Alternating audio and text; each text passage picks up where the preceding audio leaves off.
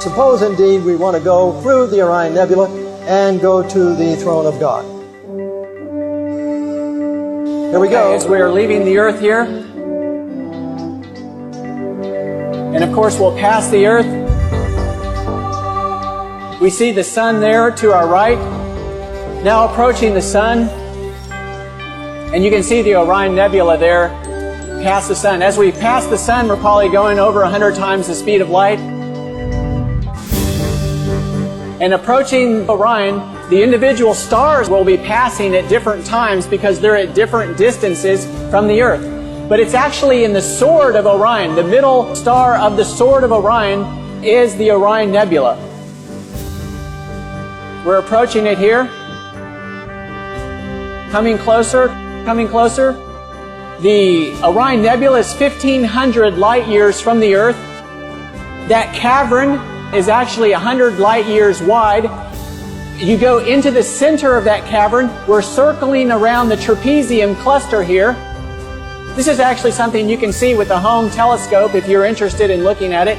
You won't see the nebulosity, but you will see the trapezium. Going through the trapezium, continuing past the trapezium, as we come to heaven, to the city of New Jerusalem with the foundations of precious stones, the gates of pearl.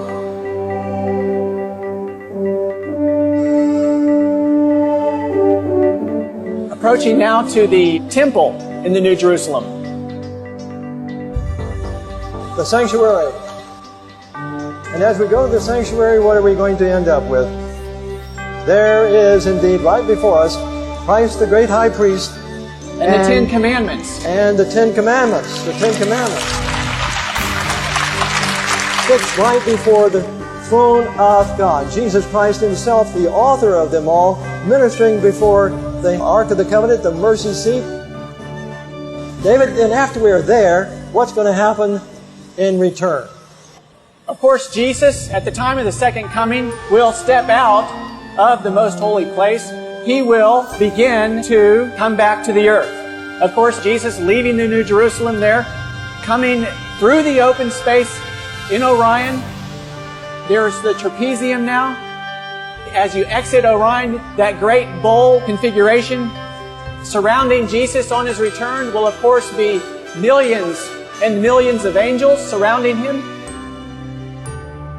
Of course, as Jesus himself speeds toward the earth at thousands of times the speed of light,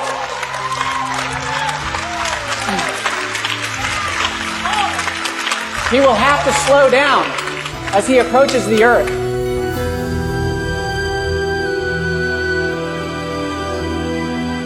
Coming through the solar system, he passes the sun, of course doing many times the speed of light until he gets close to the earth, slows down. The people on the earth will first see a dark cloud.